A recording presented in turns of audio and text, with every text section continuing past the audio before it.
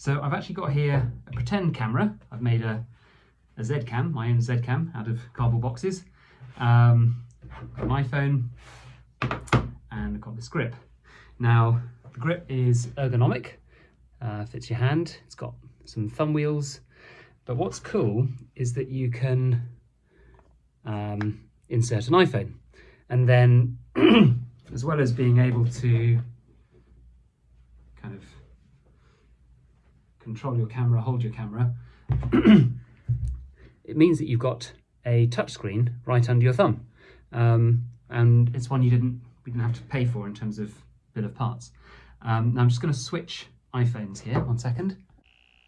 So now with this iPhone, I've got a simulator of the Expodo control interface. So I can put my thumb on the touchscreen, grab hold of time, shutter speed, and I can overexpose the image, and I can underexpose the image, and I'm obviously changing motion blur at the same time. So that's better demonstrated on the working prototype video you saw. So I'll just switch back cameras.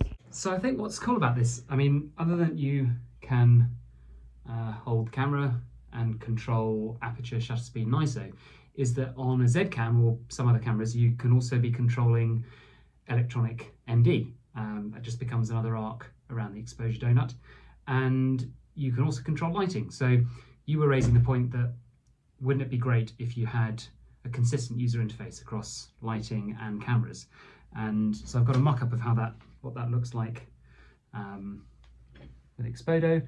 It's probably easiest to show you on a screen, so just have a look here. So this is just a photograph of a film set. Imagine you're there, imagine you're behind the camera, and imagine that camera has our user interface on it. So all the lights in this set are contributing to scene luminance. And in Expodo, scene luminance is the yellow arc here. And if we want to see the contribution of just one of those lights to it, let's say the key light, you could tap it and you'd see its contribution here. It's 2 stops. You could then grab hold of that key light and adjust it. And you'd not only see it change here, you'd see its effect on the exposure of your image, of your video, because time plus ISO plus aperture plus scene luminance adds up to the exposure value of your scene, of your image. I'll just turn my light back on.